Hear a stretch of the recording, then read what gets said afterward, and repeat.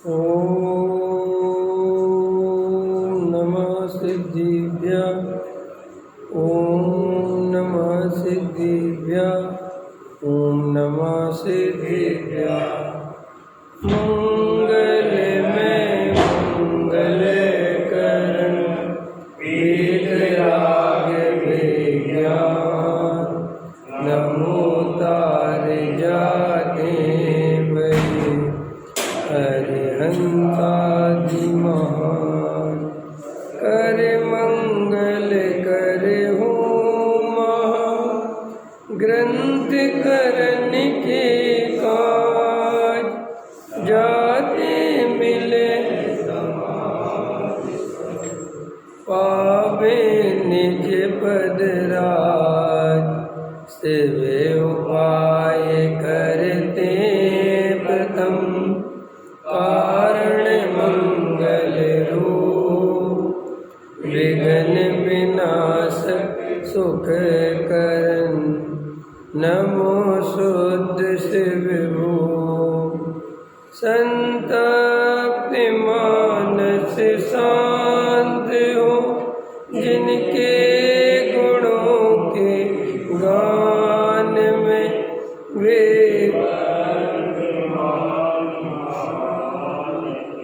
विचरे हमारे ध्यान। मोक्ष मार्ग प्रकाशक नौवां अधिकार सम्यक दर्शन के 8 अंग, इस पे चर्चा चल रही है। सम्यक दृष्टि जो होता है, पृष्ठ क्रमांक 338, जो सम्यक दृष्टि होता है उसके 8 अंग होते हैं।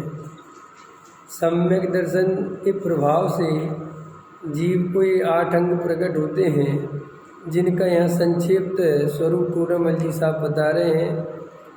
देखो क्या कहते हैं, वहाँ भय का अभाव अथवा तत्वों में संशय का अभाव सो निशंकित तत्व है, तथा परद्रव्यवादी में राग रूप वांछा का अभाव सो निकांक्षित तत्व है। अब ये दूसरे नंबर का जो है, परद्रव्यवादी में राग रूप वांछा। तो सम्यक कोई ऐसा प्रश्न करता है कि सम्यक दृष्टि की इच्छा तो दिखाई देती है, पर उसके निकांक्षित अंग कैसे होगा? जब उसकी इच्छा है और इच्छा दिख रही है, घर गृहस्थी में रहता है, कमाता है, खाता है, सब कुछ करता है, तो इच्छा तो है, तो निकांक्षित अंग कैसे है? तो वो कहते हैं कि निकांक्षित अंग उसकी श्रद्धा की अपेक्षा है। उसको श्रद्धा में अपर द्रव्यों में सुबुद्धि नहीं है। पर द्रव्यों में एकत्व बुद्धि, ममत्व बुद्धि, कर्तृत्व बुद्धि नहीं है। और कल जिन लोगों ने रात की क्लास सुनी हो, तो कल मैंने बताया था श्रद्धा का पाप सबसे बड़ा पाप है, जो हमें पाप नहीं लगता। ये जो श्रद्धा का पाप है ना, एक्चुअली में वो सामने नहीं आता, वो पीछे छुपा रहता है।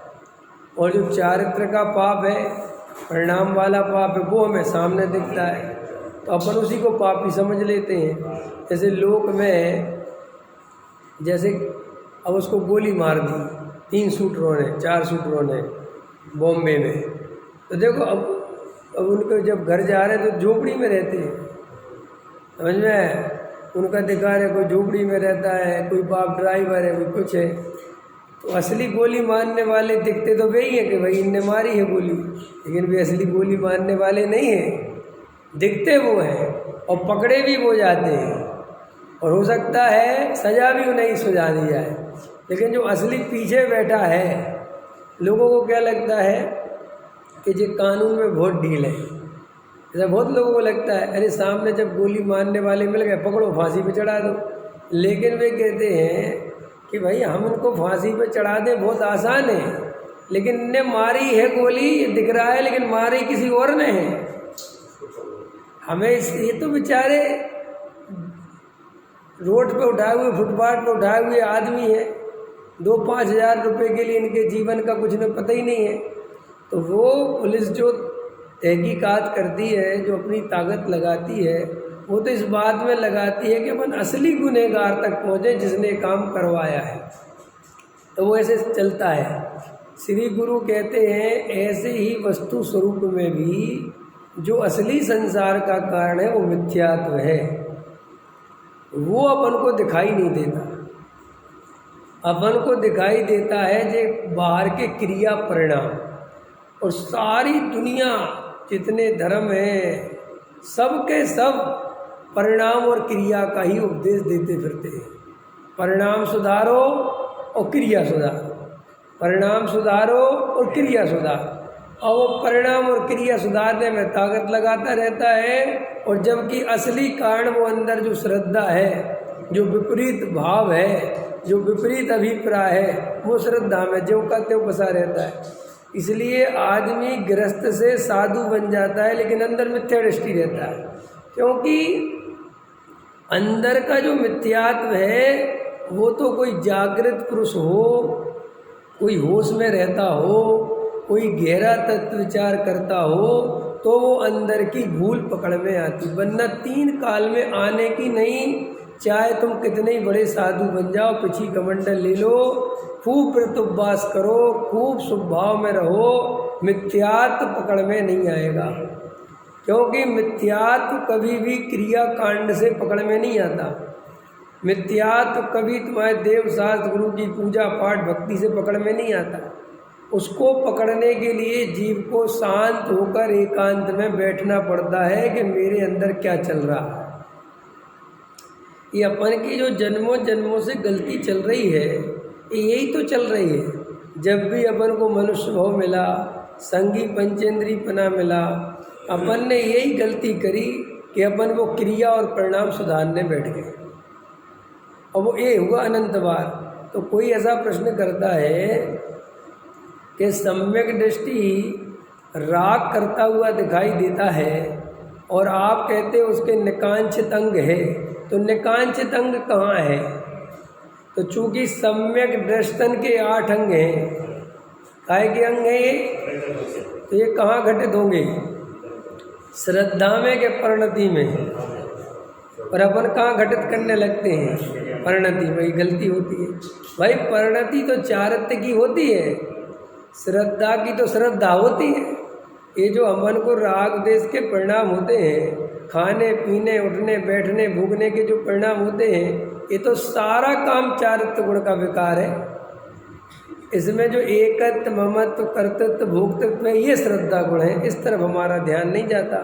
सारी दुनिया श्रद्धा के पाप को पाप नहीं समझती, और ये चारित्र्य मोह में जन्म जो खाने पीने उठने बैठने वाले पाप हैं, जो अनंत संसार के कारण नहीं है, उन्हें अपन बहुत बड़ा पाप समझते हैं। अगर मैं जरा सा कुछ अवक्ष खाऊं तो आप मुझे बहुत बड़ा पापी समझोगे कि नहीं समझोगे? लेकिन मैं भोजन में सुख बुद्धि रखता हूं, इससे आप मुझे पापी नहीं समझोगे। बोलो, मैं अगर शुद्ध भोजन कर रहा हूँ और एकत्व बुद्धि पूर्वक सुख बुद्धि पूर्वक कर रहा हूँ, तो मुझसे बड़ा पापी कौन है? बोलो। अध्यात्म में तो यही पाप है, लेकिन अपन की वहाँ तक नज़र नहीं जाती। नहीं समझ में आया? कोई साधु बन गया, और वो साधु बन गया और वो बढ़िया से बढ़िया अपने हिसाब से जो आचरण आप कह रहे हो, उपवास कर रहा है, किसी से बात नहीं करता, बहुत शांति, ऐसे ही साधु खोजना मुश्किल है हालांकि आजकल तो। लेकिन फिर भी चलो ऐसा साधु मिल भी जाए, सच्चा द्रव्यलिंगी मिल जाए, तो भी आचार्य कहते हैं अगर उसकी जड़ की क्रियाओं में उपादेय बुद्धि है तो नियम से मिथ्या दृष्टि है और पापी है। बड़ा पापी कहने में लोगों को बुरा लगता है, लेकिन मिथ्या दृष्टि माने पापी, ये अपन को समझ में नहीं आता। बोलो, जैसे मैं आपसे कहूँ दिनेश जी आप मिथ्या दृष्टि हो, आपको कोई ज़्यादा फर्क नहीं है, ठीक है। लेकिन मैं कहूँ पापी हो, भाई साहब आप लड़ाई झगड़ा करोगे। इसलिए सारे पंडित सभाओं में मिथ्या दृष्टि बोलते रहते, तुम ऑब्जेक्शन नहीं उठाते। लेकिन अगर तुम्हें मिथ्या वो बोले पापी, तो एकदम ऑब्जेक्शन हो। क्यों? क्योंकि हमें मिथ्या दृष्टि रहने में कोई प्रॉब्लम नहीं है और न हमें कोई मिथ्या दृष्टि गाली लगती है। हमारी प्रॉब्लम तो पापी कह दो तो बहुत बड़ी आफत लगती है कि पापी कह दिया सावन ने हमें। लेकिन आपको पता नहीं है, आपको 365 दिन ये जो मिथ्या दृष्टि संबोधन चल रहा है, ये पापी है पापी, यही संबोधन है। वो पापी का पर्यायवाची है मिथ्या दृष्टि। ये बात बताया रमेश जी के नहीं? और सबसे बड़ा पापी ये पंचेंद्री के विषय भोग कोई पाप बाप थोड़ी है, इनमें दम कहाँ है? अरे ये तो भरत जी ने इतने भोगे तो भी उनका एक भाव नहीं बढ़ा पाए। अंधे को सूरदास जी कह दिया हैं? अंधे को सूरदास जी कह दिया। हाँ अंधे को सूरदास कह दिया, वो खुश हो गया। ये तो सूरदास कहते हैं हमें। अरे लेकिन सूरदास का अर्थ भी वही होता है। आया समझ में? ये समझना चाहिए, ये सब बहुत इम्पोर्टेंट बातें हैं भाई। भरत जी ने इतने पंचेंद्री के विषय भोग भोगे। अब मेरा प्रश्न है, कितने भाव बढ़ गए उनके? भाई साहब बड़ा तो बड़ा नहीं, अंतर्मुख में तो केवल ज्ञान ले लिया।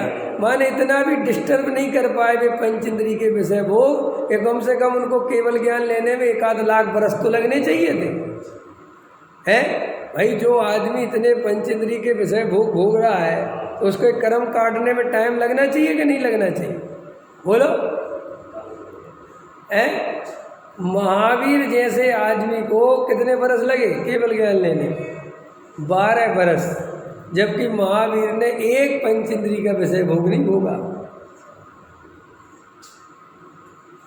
मांस पूज्य को कितने लग गए? मल्लनाथ को कितने लग गए? नेमीनाथ को कितने दिन लग गए? और भरत जी को क्या कर लिया विषय भोगों ने? अब आप कहोगे ऐसे तो विषय भोग भोगते रहे कई लोगों को ऐसा प्रश्न, अरे तुम भोग लो ना, धमकी किसे देते हो? और तुमने कौन से भोग छोड़ दिए? ताकत नहीं है तुम में भोगने की। तुम क्या कहना चाहते हो?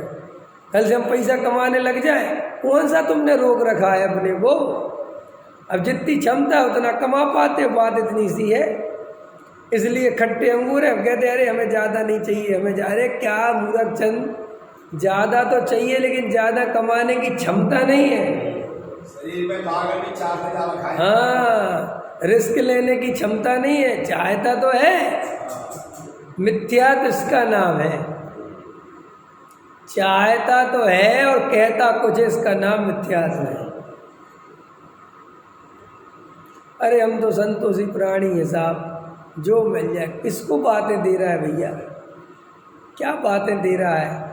तेरी परिस्थिति ने तुझे संतोष धारण करा रखा है, अंदर से संतोष है नहीं, इसका नाम मिथ्यात्व है। मिथ्या दृष्टि बोलता कुछ है, अंदर चलता कुछ है और मानता कुछ और है। ये मिथ्या दृष्टि के प्योर लक्षण जानना। इस शास्त्र वास्त्र पढ़ने से कुछ नहीं होता है कि हमने शास्त्र पढ़ लिया इसलिए हमारा मिथ्यात्व टूट गया। कभी नहीं। समझ में आएगी नहीं? कुछ नहीं होता। जो जीव तत्व विचार करेगा, संसार 4 गति 84 लाख योनि की सच्ची श्रद्धा करेगा कि वास्तव में ये 4 गति में घूम जाऊंगा, ये जन्म मरण हो जाएगा, मुझे भव का भाव करना है। जो ऐसा बैठ के एकांत में सच्चा तत्व निर्णय करेगा, जिसे संसार में सुख नहीं दिखेगा, वो ही जीव सम्यक दर्शन के लिए पुरुषार्थ कर सकता है। जो जीव अभी संसार में सुख मानते हैं, जिन्हें संसार में बहुत कुछ करना है, जिन्हें संसार में आगे बढ़ना है, बहुत उनके बड़े बड़े सपने हैं, वे अभी सम्यक दर्शन प्राप्त नहीं कर सकते। अभी दादा फाल्के साहब पुरस्कार मिला मिथुन चक्रवर्ती को, तो मिथुन चक्रवर्ती कह रहा था युवाओं से कि तुम सो जाना मगर सपने मत सोने देना। क्या कह रहा था बज्र सेन जी? नहीं समझ में आया?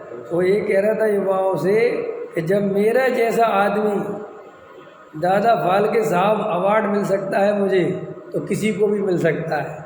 क्योंकि वो नक्सलवादी था ना और जंगली था, वहाँ से निकल के आया यहाँ और इतना बड़ा स्टार बन गया। तो वो कह रहा कि तुम सपने देखना बंद मत करना, तुम सपने देखना। तो कह रहा था कि मेरी प्रेरणा ये है कि तुम सो जाना लेकिन अपने सपने को मत सोने देना। मैंने संसार में पूरी ताकत से अपना काम करना। और धर्म क्या कहता है? सपनों को तुरंत सुला देना और तुम जाग जाना, क्योंकि ये सपने बकवास है, कुछ दम नहीं है। अरे संसार में काहे का कुछ है, बड़े से बड़े अचीवमेंट कर लो, कितनी देर सुख मिलता है। मैं तो कभी कभी जिनको पद्म भूषण मिल गया, पद्म श्री मिल गया, तुम्हारा वो भारत रत्न मिल गया, क्या क्या मिला उन्हें? बस लता मंगेशकर भारत रत्न को कह रही कि मुझे दोबारा लता मंगेशकर नहीं बनना। आइंस्टीन कह रहा मुझे दोबारा आइंस्टीन नहीं बनना। तुम मरे जा रहे, काश है मुझे एक पद्मश्री मिल जाता। और मैं तो देखता हूँ, चलो छोड़ो तुम दूर की बात, अपने ही जो बड़े बड़े विद्वान हैं और जो चले गए पृथ्वी पे नहीं है, कितना सम्मान समाज ने दिया, मान के चलो कितने हाई, हर समाज ने माला पहने, तो तृप्ति हो गई, मान गए कि अब नहीं चाहिए सम्मान। इस संसार में क्या अचीवमेंट कर लोगे, क्या कर लोगे? बड़े बड़े सेठिया अरबपति हैं, खरबपति हैं, और जरा सी माला पहनने के लिए 20 लोगों के बीच में चले जाते हैं। 20 लोगों के बीच में वे कहते हैं हम वहीं पहन लेंगे, कोई बात नहीं, सम्मान मिल जाए थोड़ा सा। तो जिनके लाखों लोगों के बीच में सम्मान हो गया, वे वहाँ तृप्त नहीं हो पाए, वे 20 लोगों में अभी भी माला पहनने को तैयार हैं। तो इसका मतलब संसार में कहीं सुख नहीं है। जब करोड़पति होके भी आदमी ये मान सम्मान का भूखा है, तो करोड़पति होने का कोई फायदा नहीं, क्या फायदा है? तो श्री गुरु कहते हैं कि तुम अंदर की मान्यता का पाप पहचानो। हमारे अंदर सबसे बड़ा पाप मान्यता का है। कई मेरे को शास्त्रीय विद्वान मिल जाए, अभी तो मिथ्या दृष्टि है, अभी काय का सम्यक दर्शन, और अभी तो ठीक है। क्या कह रहे हो कुछ अता पता है? इसका अर्थ पता है कि तुम क्या कह रहे हो? तुम अपने आप को मिथ्या दृष्टि मान रहे हो और तुम्हें कोई दुख तकलीफ नहीं है कि रवि तुम मिथ्या दृष्टि। अरे रे रे रे, तेरा इतना शास्त्र पढ़ना व्यर्थ चला गया। जिनवाणी पढ़कर जिसे मिथ्यात दुखरूप नहीं लगे, उसने जिनवाणी नहीं पढ़ी। और ये जो नियम कायदे कानून है, ये बाहर के तो परंपरागत है, ये सब इनमें कोई दम नहीं है, कुछ नहीं होता इन चीज़ों से विशेष। असली संसार का कारण मिथ्यात्व है। समझ में आया? देखो, समाज के लिए उपदेश अलग है। वज्रसेन जी, कभी समाज का उपदेश कराना हो तो मेरा अलग टॉपिक रख देना, क्या समाज के लिए बोलना। अभी मैं समाज के लिए नहीं बोलता, ये मेरा प्रवचन जैन समाज के लिए नहीं है, ये मेरा प्रवचन व्यक्तिगत जिसे मोक्ष में जाना है उसके लिए है। और उस हर आदमी के लिए है, चाहे वो हिंदू हो, चाहे मुस्लिम हो, चाहे सिख हो, चाहे पंजाबी हो, चाहे पारसी हो, चाहे फारसी हो, जिसे मोक्ष मार्ग चाहिए, ये प्रवचन उसके लिए। अगर आप सामाजिक दृष्टि से मेरा प्रवचन करवाना चाहते हो तो फिर मैं एकता की बात करूँगा, मंदिरों के ऐसा ध्यान रखो, ये ध्यान रखो, प्रभाव ना करो, बच्चों को पाठशाला पढ़ाओ, वो अलग प्रवचन है। अभी ये प्रवचन क्या चल रहा है, कई लोग इस प्रवचन को उसमें ले जाते हैं, तो क्या करें? हम मंदिरों का ध्यान नहीं रखें, कल से हम पूजा पाठ नहीं, हम वो बात ही नहीं कह रहे, वो एक अलग मैटर है। समाज में एकता कैसे स्थापित हो, वो समय सार पढ़ा के नहीं हो सकती। समय सार तो घर की भी एकता तोड़ देगा। बोलो मंजूर है तो समय सार पढ़ जा, और अगर तुम्हें समाज में एकता करनी हो, ये वो करना हो, तो वो उपदेश अलग है। वो जैन समाज खतरे में है, जैन समाज लुप्त हो रहा है, आज जैनियों को जागना चाहिए, समय सार नहीं है। ये सामाजिक गठबंधन है भाई साहब। नहीं समझ में आया कि नहीं? जैसे देखो, ये सरकार है ना, ये तो सरकारें क्या करती हैं, ये गठबंधन की सरकार कर लेते हैं। कि भाई जैसे आम आदमी का यहाँ तो गठबंधन हो गया था दिल्ली में कांग्रेस के साथ, और पंजाब में गठबंधन नहीं था। तो जो क्या होता था, यहाँ पे लोग खड़े होते थे तो कहते थे हम विकास करेंगे भैया, कांग्रेस हमारे भाई भाई हैं हम। और जैसे ही पंजाब में जाते थे कहते कांग्रेस को वोट मत देना, इसने तुम्हारे पंजाब को बर्बाद कर दिया। कमाल हो गया। ऐसा होता है ना भाई, ये क्या मतलब है, ये क्या हो रहा है कि कुछ नहीं हो रहा है। वहाँ के लिए यही उपदेश कार्यकारी है और वहाँ के लिए वो उपदेश कार्यकारी है। ऐसे आत्म कल्याण करना हो तो केवल निश्चय का उपदेश कार्यकारी है, केवल निश्चय का। और समाज चलाना हो, मंदिर की व्यवस्था बनाना हो, राजनीति करना हो, समझ में आया, और जो भी तुम्हारे प्रयोजन हो, उन सब के लिए व्यवहार का उपदेश आवश्यक है। इसलिए समय सार पढ़ने वाले अगर व्यवहार की इच्छा रखते हैं तो वे गलतफहमी में। उठाओ शराब का चार पढ़ो, वो बताएगा समाज कैसे चलेगा, लोगों को कैसे रहना चाहिए, कैसे करना चाहिए, ये करना चाहिए। और समय सार कहेगा अपनी भी पर्याय का कर्ता मैं नहीं हूँ, करना वरना तो बहुत दूर की बात है। और ये बात स्वीकार करे बिना हमारे मिथ्यात्व का नाश नहीं होगा। ये अच्छे से कान खोलकर सुन लो। अगर आपको भी समाज का रस है, आपको भी दुनिया की चिंता है, मंदिरों की चिंता है, और वो श्रद्धा के लेवल पे है। लेवल दो लगाना, एक श्रद्धा का लेवल और एक चारित्र का लेवल। श्रद्धा के लेवल पर अगर तुम समाज की चिंता करते हो तो नंबर 1 के मिथ्या दृष्टि। ये क्या अंतर होता है भाई श्रद्धा के लेवल पे और चारित्र के लेवल पे? ये कौन सा प्रवचन है? ये प्रवचन ये है कि श्रद्धा के लेवल पे अगर चिंता करते हो तो उस चिंता में, उस विकल्प में उपादेय बुद्धि होगी, उसे अच्छा मानोगे, उस काम को क्या मानोगे? अच्छा मानोगे। भाई साहब मैं 20 साल से मंदिर की व्यवस्था देख रहा हूँ, मैं अगर नहीं हूँ तो मंदिर बर्बाद हो जाए। इस श्रद्धा के लेवल पे इसकी उपादेय बुद्धि है। और चारित्र के लेवल पे कैसे भाव आएंगे? भाई साहब मुझे ये बहुत कसाय है, ये जो विकल्प आता है मंदिर को देखने का, करने योग्य नहीं है, बहुत कसाय होती। सच बता रहा हूँ, अंदर से ऐसा लगता है कहाँ ये मेरा भाव है। ये देखो उसकी चारित्र के लेवल पे भूल है। जिसने श्रद्धा के, देखो पुण्य और पाप में मिथ्यात्व क्या है? पुण्य करना मिथ्यात्व नहीं है, पुण्य परिणाम होना मिथ्यात्व नहीं है, पुण्य में उपादेय बुद्धि मिथ्यात्व है। अपनी अंतरी तो नहीं समझ पा रहे जैन साहब। हम कहते उपादेय बुद्धि छोड़ो, तुम कहते हो पुण्य छोड़ो। बस हम कहते हैं मंदिर छोड़ो, तुम छोड़ने का समझते हो छोड़ो। अरे मंदिर में उपादेय बुद्धि छोड़ो भाई। जिनागम में छोड़ने के 2 अर्थ लेना। कितने अर्थ लेना? 2। एक श्रद्धा के लेवल पर उपादेय बना छोड़ना, और एक चारित्र के लेवल पर विकल्पात्मक भी छोड़ना। तो गृहस्थों के लिए दूसरे नंबर का त्याग का उपदेश है ही नहीं अभी।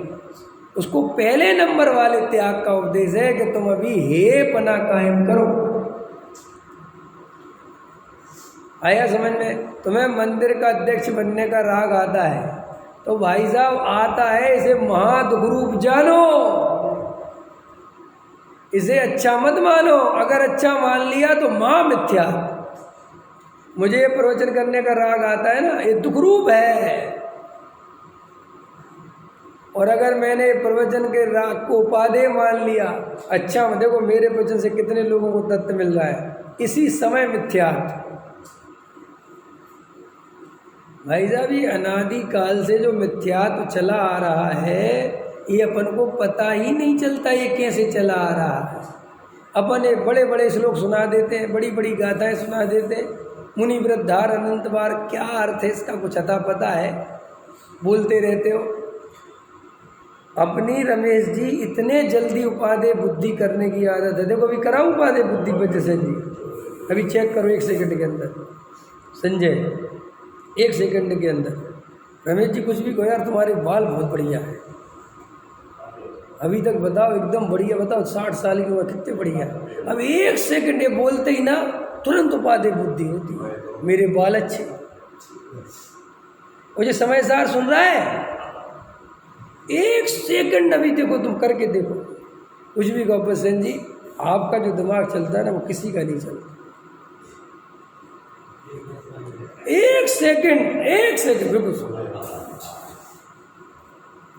संजय तुम बहुत बढ़िया काम कर रहे भैया, इतना अच्छा काम कर रहे, बच्चों को 1 सेकंड ये नहीं निकलता, काय का काम कर रहा भाई साहब, मुझे मोक्ष जाना चाहिए, मैं कांट का पड़ा हूँ। देखो मैं कल परसों शांति सागर जी महाराज थे ना, सबसे पहले वाले सम्राट चक्रवर्ती शांति सागर, तो कल उनकी जीवन गाथा वीर सागर जी ने प्रवचन दिया था, तो सुन रहा था। तो उसमें शांति सागर जी महाराज के पास 85 वर्ष पुरानी घटना है, 70 वर्ष तो उनको जाए हो गए। तो उनके पास गए समाज के लोग, तो उनने कहा महाराज हम ना, अब आपको एक बात बताएं, आप बहुत कठिन चर्या पालते हो और आज के द्रव्य क्षेत्र काल भाव में समय बदल गया है, थोड़ा सा आप ढिलाई करो। उनने पता क्या जवाब दिया? सूरज बदल गया, चांद बदल गया, फूल बदल गए, क्या बदल गया रे भाई? कौवा बदल गया, तोता बदल गया, क्या बदल गया? तेरी सोच बदल गई, चीज़ें तो वही की वही। और मुझे आज की बात भागो दर्शन। फिर दूसरे बार गए, बोले महाराज आपके जीवन से बहुत लोग वो हैं, वो आपका अभिनंदन ग्रंथ छापना चाहते हैं। क्या? अभिनंदन ग्रंथ। उन्होंने क्या जवाब दिया? 85 वर्ष पहले बहुत बड़ी चीज़ थी किसी का अभिनंदन छपना, बहुत बड़ा, सब भारत रत्न जैसा काम था। तो उनने पता क्या जवाब दिया? आचार्य उमा स्वामी का नहीं छाप पाए, कुंद का नहीं छाप पाए, उनका छपा हुआ मिला कहीं है? उनके सामने मैं कुछ हूँ है? साधुओं को भ्रष्ट करने आ जाते हो, निकलो इधर से। एक दूसरे आए, बोले महाराज मेरे पास करोड़ रुपया है, उस समय की बात, मैं उसे कहीं लगाना चाहता हूँ, कहाँ लगाऊं? तो तुम क्या जवाब देते तुरंत तुमसे कोई पूछता तो? तुम तो कहते हमारे मंदिर में दे दो, समझ में आया कि हमारी संस्था में दे दो। उनने क्या जवाब दिया पता है? मुझसे पूछ के कमाए थे। क्या जवाब दिया? मुझसे पूछ के कमाए थे। मेरे पास आया था ये कहने के लिए कि मैं करोड़ रुपये कमाने जा रहा हूँ। अगर तब आता तब बताता क्या करना। अब ये तू मेरे को बताता है क्या करना, और मैं बताऊँ रोज पूछने आ जाए अब कर दिया अब क्या करना। भाई साधुओं को क्या करते हैं? पहले मार्गदर्शक बना लेते हैं, रोज रोज उनका उपयोग खाते हैं। महाराज अब बिल्डिंग तैयार हो गई, अब बताओ क्या करना है? तो उन्होंने क्या जवाब दिया? मुझे नहीं पता, जाके आग लगा दे। मेरे पास इन सब प्रश्नों के लिए कोई टाइम नहीं है। आत्मा की बात पूछनी हो तो पूछ। पूरा समय सारे याद था उनको, एक एक लाइन अपने हाथ से लिखी थी। और उनने अपने समय में एक दोहा लिखा था, एक बार बंदे जो कोई है ना, ताई पशुगति दुख नहीं हुई, उस पर एक बार समय सार पड़े जो कोई, ताके जीवन में तनाव नहीं हुई।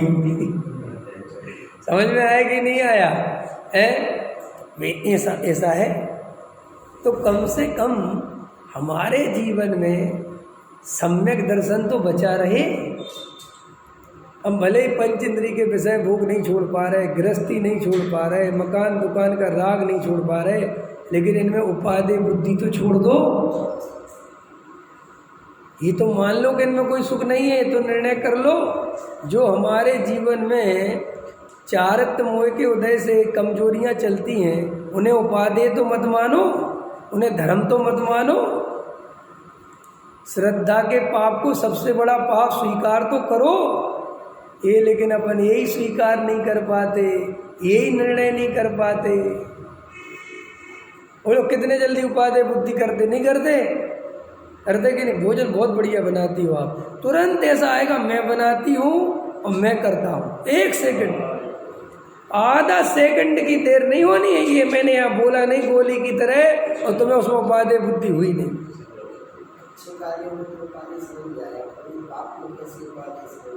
है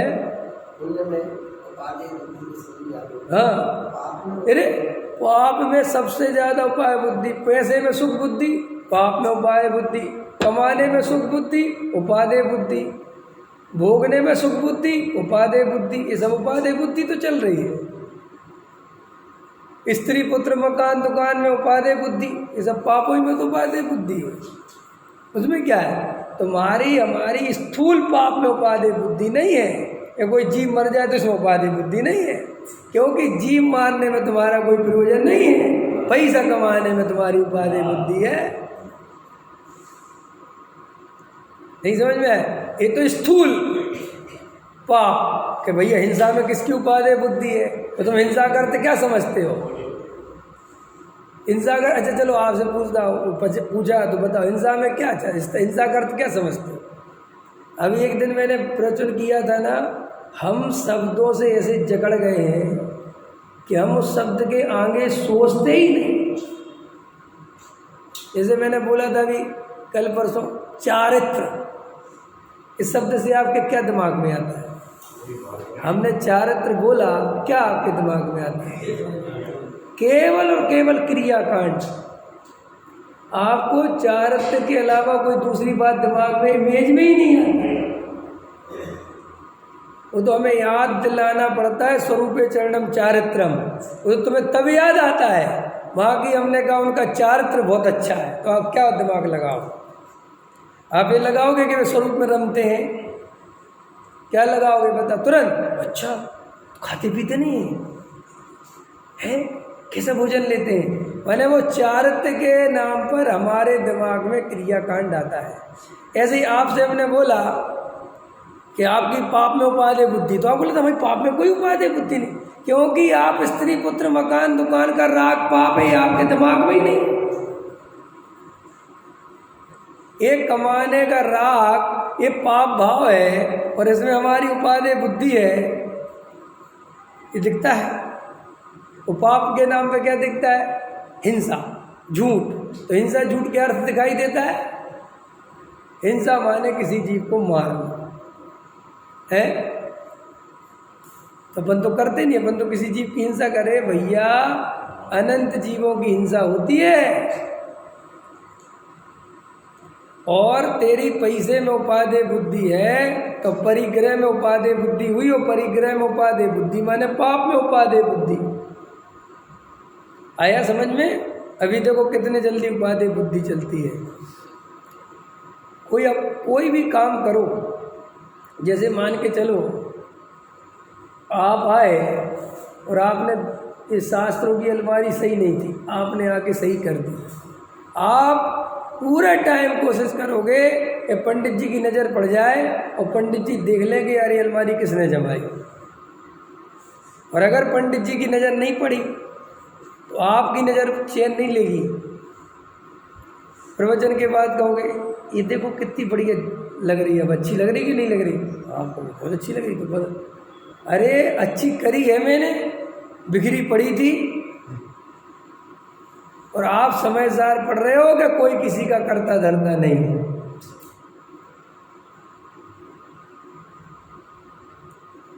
इस भैया अपन समाज पे ध्यान नहीं देंगे तो समाज कहाँ से कहाँ चला जाएगा।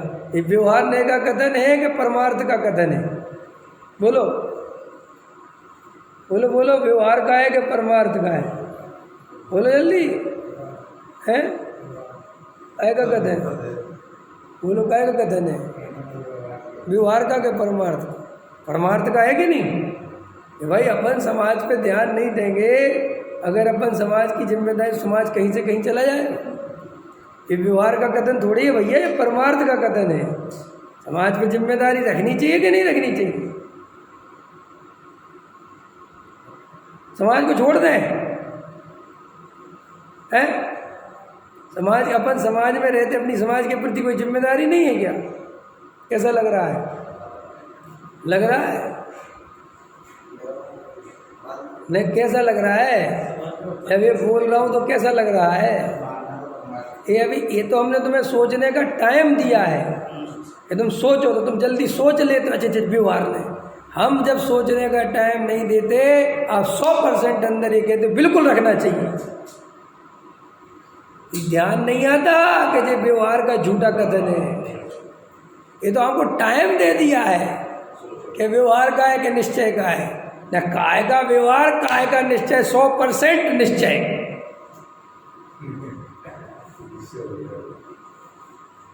ऐसे ही समय सार पड़ रहे हैं, इसलिए मिथ्यात्व का नाश नहीं होता।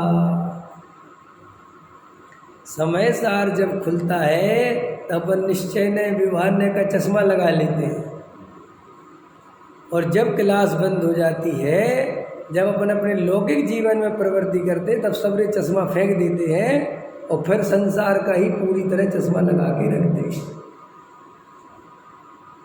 इसलिए अपन यहाँ सही जवाब देते रहते हैं, ये निश्चय का है, ये व्यवहार का है, लेकिन अंदर में बाहर में काय का निश्चय, काय का व्यवहार, सब निश्चय ही निश्चय है। देखो जैन साहब, अपने को ना व्यापार सोच समझ के करना चाहिए, ना व्यापार में बर्बाद होने में टाइम नहीं लगता, बिल्कुल सोच समझ के करना चाहिए। माल किसको देना किसको नहीं देना जांच परख करके देना चाहिए। कैसा लग रहा है? एकदम सही लग रहा है भैया। सारा का सारा उपदेश महाव्यवहार का है। क्यों? काय की जांच परख, और क्या, जैसा जो जाना योग्य है, जो रहने योग्य है, जो होने योग्य वो होगा। घाटा लगना होगा तो घाटा लगेगा, दे दे जांच परख करके जितनी देनी है। तो क्या कहना चाहते हो, हम कल से जांच परख करना छोड़ दें? तुम जांच परख करने वाले ही नहीं हो, तुम ज्ञाता हो। है कठिन? अपन जांच परख करने वाले नहीं। एक तरफ तो कहता है कि मैं शुद्ध पर्याय से भिन्न हूँ, और जांच परख करने का जो राग आता है उसका कर्ता बनता है। बोलो बनते कि नहीं बनते? तो श्री गुरु कहते हैं कि अभी हमें श्रद्धा का पाप ही पाप समझ में नहीं आता, और सारे जैनी लोग जो समझ लो तत्व अभ्यासी हैं और जो प्योर मिथ्या दृष्टि हैं, वे तो प्योर क्रिया में धर्म मानते हो। वे तो क्रिया क्रिया क्रिया खत्म हो गई बात। कुछ आगे बढ़े सो वे परिणाम में ही अटक के रह गए। काय में? परिणाम परिणाम परिणाम परिणाम। और कई लोग तीसरे प्रकार के हैं कि परिणाम सुधारना और स्वाध्याय करना, परिणाम सुधारना, जितना बने जीवन में क्रियाकांड करना, सब कर करके अपने को धर्मात्मा मानते हैं। लेकिन मैं अकर्ता ज्ञायक हूँ, मैं करने धरने वाला नहीं हूँ, ये अंदर में स्वीकार नहीं हो पाता। आई उपादेय बुद्धि समझ में आई? थोड़ी थोड़ी कितने जल्दी होती है, इसलिए सम्यक दर्शन नहीं होता। भाई साहब आप गजब का प्रवचन करते हो, तुरंत रस आता है, आधा सेकंड नहीं लगता वो रस आने में। अच्छा बढ़िया करता हूँ? अरे बहुत बढ़िया करते हो। सब समय साथ चला गया एक तरफ, तुरंत करता आया कि नहीं आया? अच्छा मुझे याद आ रहा होगा, मैं तो व्यवहार से कह रहा हूँ, याद आता है आप लोगों को? ये व्यवहारने का कथन है, अब पढ़ने के लिए पढ़ लिया। हाँ अगर आप पूछोगे तो हम बता देंगे। ये बताने के लिए था व्यवहार निश्चय। क्या लिखा टोटामल जी साहब ने व्यवहार निश्चय के बारे में? कि जहाँ व्यवहार का कथन आए तुरंत जानना झूठा है, ये है, और जहाँ परमार्थ का कथन आए तुरंत जानना सच्चा है और उपाधि है। और सुनो, अपने पूरे जीवन में 99% व्यवहार के कथन है कि निश्चय के? व्यवहार के। तो वे सारे झूठे मानना कि नहीं मानना? बोलो जरा सा। कहाँ जैन साहब कितने साल के हो गए आप? हैं? आपकी हरकतें देख के लगता नहीं, आप तुमको अभी एकदम 55 के लगते हो, जवान लगते बस। गजब। एक सेकंड एक जरा सी लाइन लिख लेना भाई साहब, एक शायरी लिख लेना, तो नीचे नाम लिखना नहीं भूलता कि विवेक कुमार ने लिखी। सोचो मुनिराजों की समय सार जैसे महान परमागम लिख गए और नाम लिख के नहीं गए अपना, कैसी परिणति रही होगी।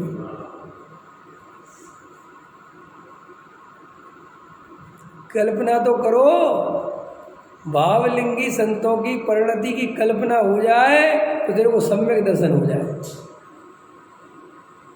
कैसे निष्प्रही रहते हैं, कैसे निर्वांचक रहते हैं, कैसे सम्राट की तरह जीते हैं। बोलो, जंगल में पेड़ के नीचे बैठे, सबसे बड़ा सिंहासन है उनका। तुम्हारे सोने के सिंहासन फैले, डायमंड के सिंहासन फैले, उस सिंहासन के साथ आओ तो जाओ तो कोई मतलब नहीं, कोई लेना देना नहीं। ऐसा लिख दिया, छोड़ दिया, चल इसके भाग्य में होगा मिल जाएगा। कितनी बड़ी बात है।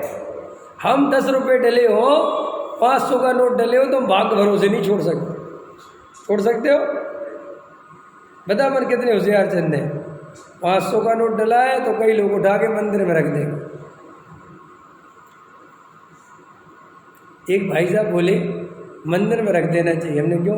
बोले वो शराबी जुआरी ने उठा लिया तो, उसने शराब पी ली तो। हमने कहा तो पी ली तो? बोले अपने को पाप लगेगा कि नहीं?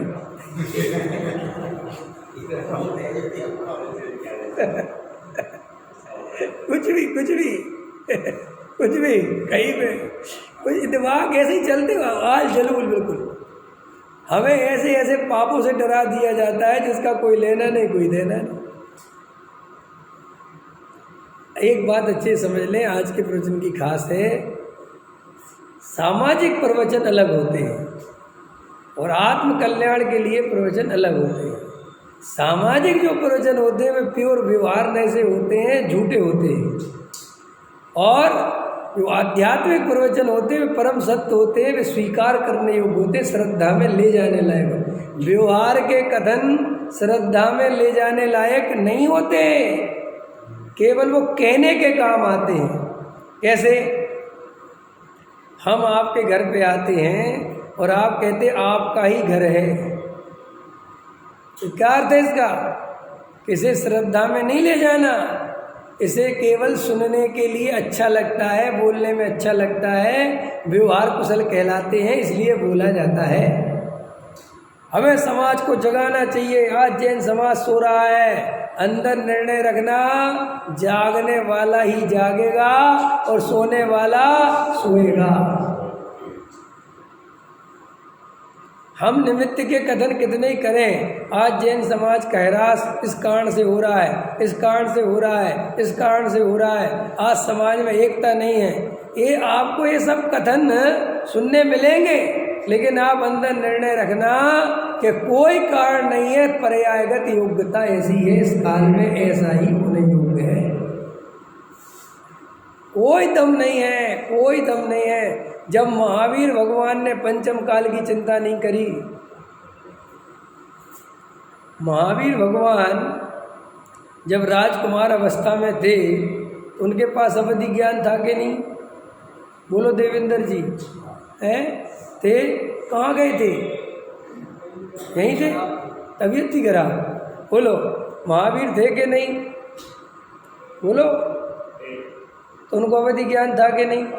स्वधर्मेंद्र आता था उनके पास के नहीं? और उन्हीं के काल में गौतम बुद्ध का घूम रहा था रथ के नहीं? बोलो जल्दी, वेद चल रहे थे कि नहीं? सब कुछ हो रहा था कि नहीं? जब ये चौथे ही काल में होने लगा था तो पंचम काल में क्या क्या होगा ये महावीर को दिखता था कि नहीं? ये आप लोगों के दिमाग में जो भर दिया ना तीर्थंकर के काल में कुछ नहीं होता, सब कुछ होता है, सब कुछ होता है।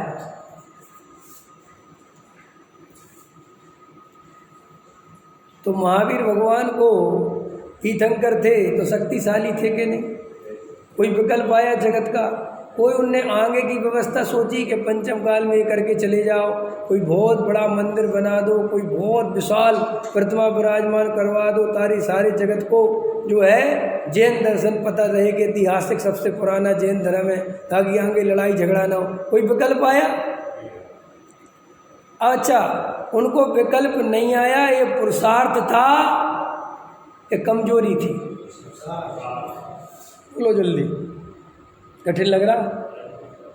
और हमें ये विकल्प आ रहा, ये हमारा पुरुषार्थ है कि कमजोरी है, और हम इसे पुरुषार्थ मानते हैं, मिथ्यात्व है।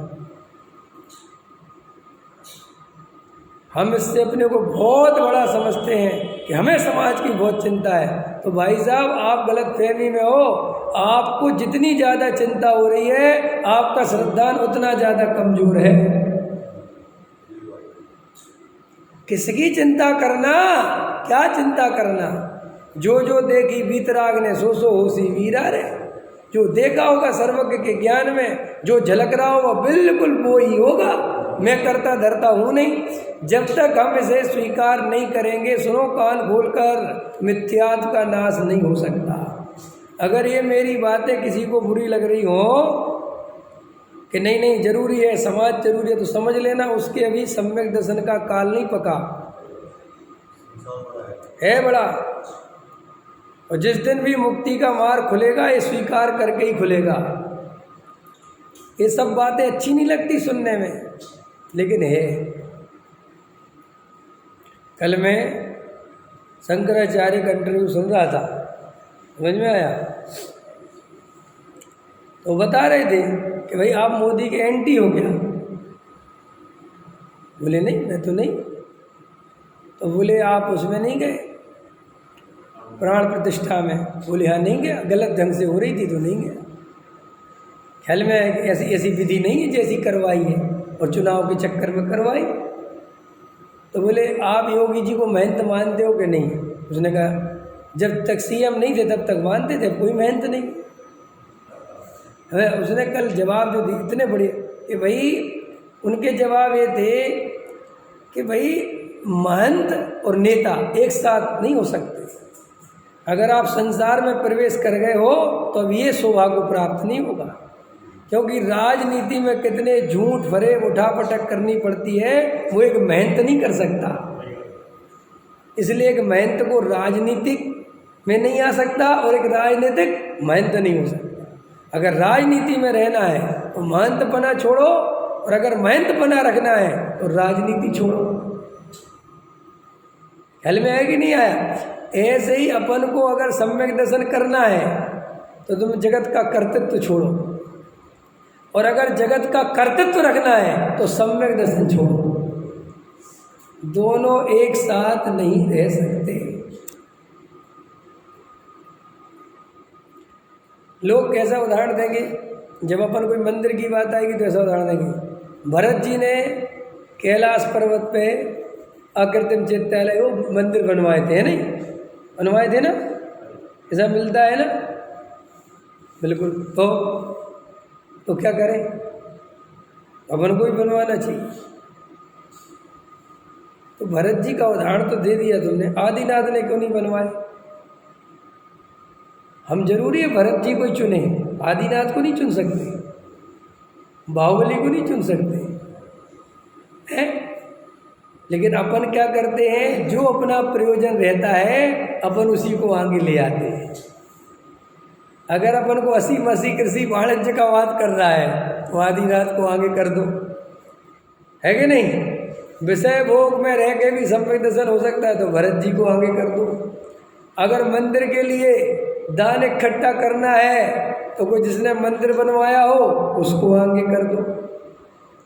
लेकिन मैं ये कह रहा हूँ कि आप विचार करो, ये अगर अपन अंदर में ऐसे ही घुमा रहे हैं चीज़ों को तो अपन को कब आत्मा मिलेगा?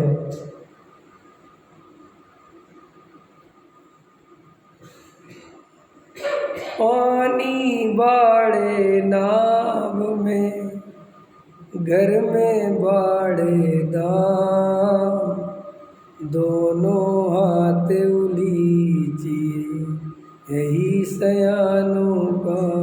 ये दुआ कब याद आता है? इसका उपयोग कब करते हो? जब किसी का माल निकलवाना हो।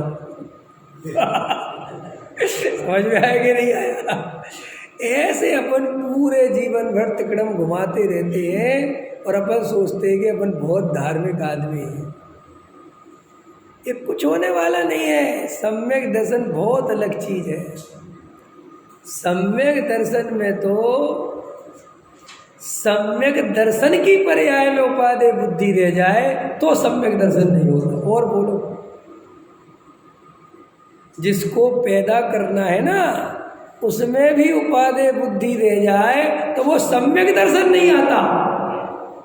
फिर पुण्य में उपादेय बुद्धि रह जाए, मंदिर में उपादेय बुद्धि रह जाए, मकान दुकान में उपादेय बुद्धि रह जाए, समाज में उपादेय बुद्धि रह जाए, सामाजिक कार्यों में उपादेय बुद्धि रह जाए तो क्या होगा? विचार करो। पंडित्याई में उपादेय बुद्धि रह जाए, क्षयोपशम में उपादेय बुद्धि रह जाए, चायक भाव को भी भिन्न देखने की जिसमें ताकत है वो परम पारणामिक भाव का अनुभव कर सकता है। देखो ये लाइन क्या बोला मैंने?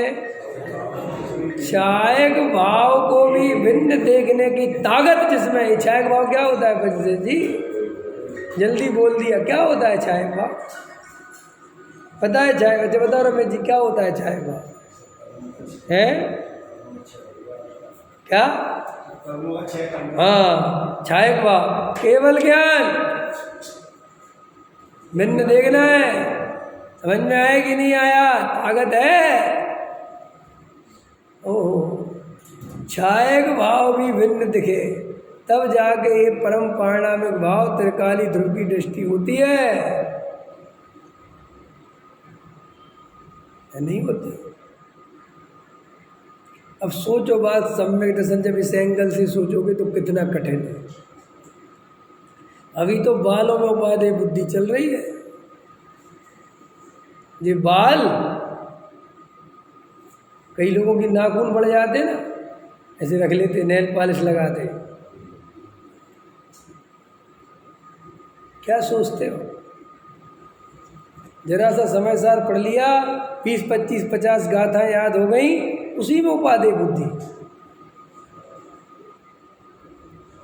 इतना जागृत रहने का काम है भाई साहब कि मिथ्यात्व वैरी का अंश भी बुरा है। ये टोडामल जी ने कैसे लिखा होगा ये मुझे अनुभव में आता है। ये जब लाइन टोडामल जी ने डाली होगी ना, मिथ्यात्व वैरी का अंश भी बुरा है, इसका कितना अनुभव उनको होगा। ये पूरे जनागम में कहीं ये लाइन नहीं मिलेगी आपको। ये मोक्ष मार्ग प्रकाशक में हजारों ऐसी जगह आती हैं जो टोडामल जी साहब का प्योर मौलिक चिंतन है, जहाँ कहीं आपको जनागम में नहीं मिलेगा।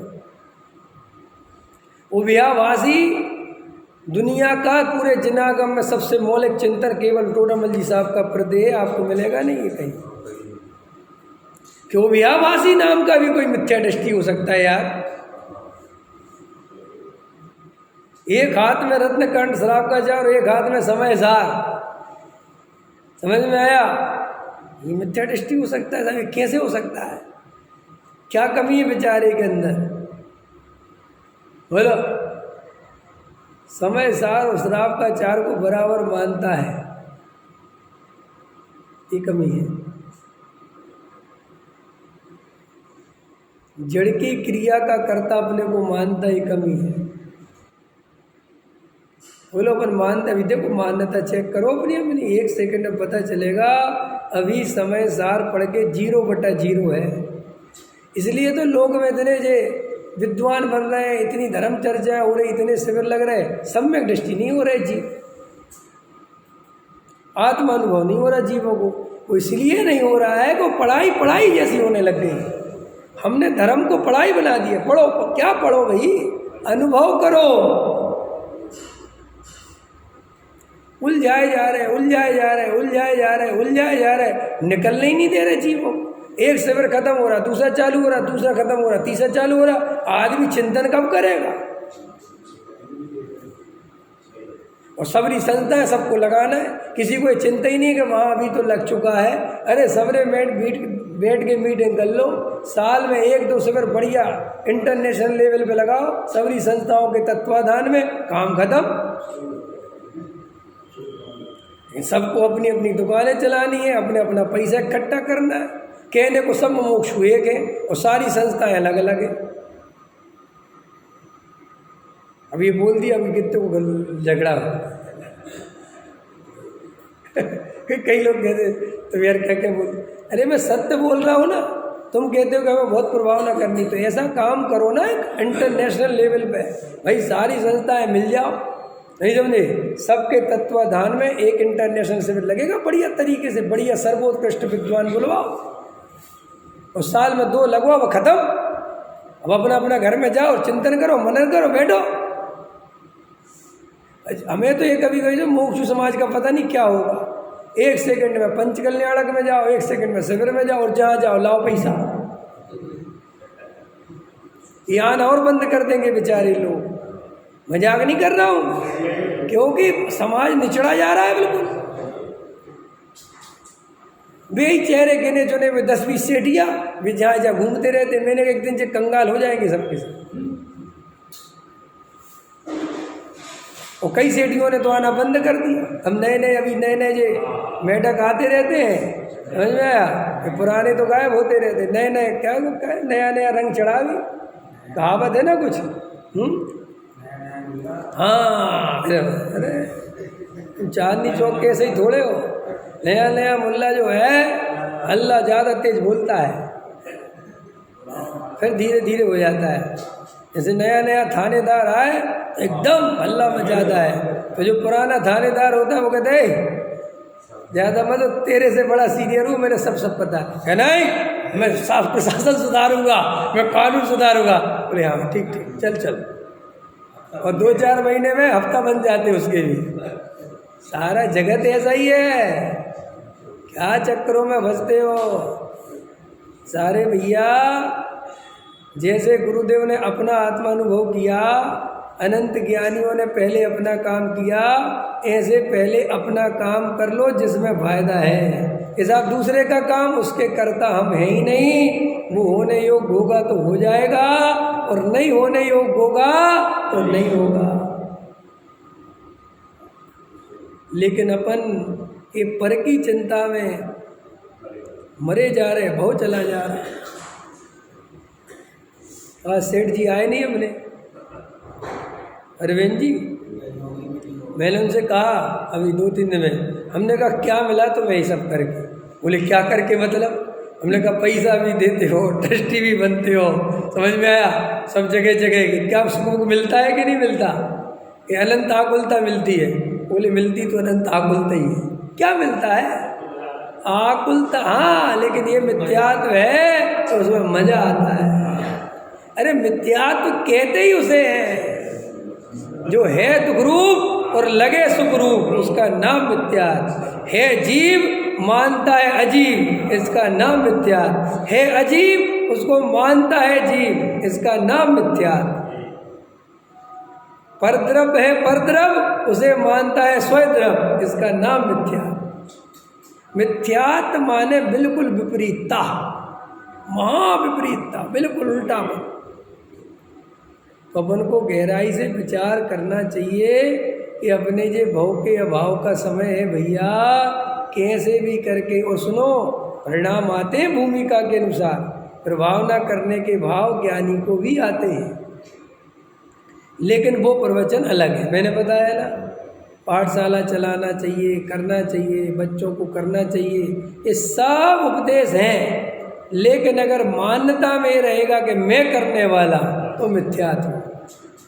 मंदिर की व्यवस्था देखना चाहिए, पूजा पाठ में समय पे आना चाहिए, सब कुछ है, लेकिन मैं आने वाला नहीं, मैं जाने वाला नहीं, मैं जानने वाला हूँ। बोलो पक्का मंजूर है? मंजूर है? अरे जी स्वीकार है, कबूल है? क्या रमेश जी? रमेश जी भक्ति बहुत अच्छी गाते हैं। एक भक्ति मैंने सुनी इनकी, कौन सी गाते हैं? देखो नहीं नहीं नहीं, और तुम मजे लेते हो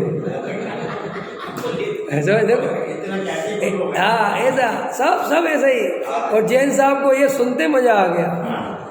सब अपने अपने देखो, एक एक क्षण ऐसी फिल्म चल रही है। मैं तो सच बता रहा हूँ, 24 घंटे मेरा यही काम है। मैं तो यही देखता रहता हूँ, कहाँ कहाँ उपादेय बुद्धि हुई, कहाँ कहाँ एकत्व बुद्धि हुई, कहाँ कहाँ कर्तृत्व बुद्धि हुई। मेरे ये वचन आए तो किस अभिप्राय से आए, ये वचन आए तो किस अभिप्राय से आए, मैंने ये बात इससे कैसे की, ये बात मैंने इससे कैसे, सब दिखाई देता है। बस अपन ज्ञायक की तरफ दृष्टि रखो तो ये पर्याय में चलने वाली रील बिल्कुल साफ साफ दिखाई देगी। लेकिन चश्मा ज्ञायक का लगा के रखना पड़ेगा, फिर पर्याय भिन्न दिखेगी। और अगर तुमने ज्ञायक का चश्मा हटाया तो पर्याय भिन्न नहीं दिखेगी, पर्याय वाला ही अपने को देखोगे। ठीक है, तो हम सब विचार करना, समझना। सहजानंदी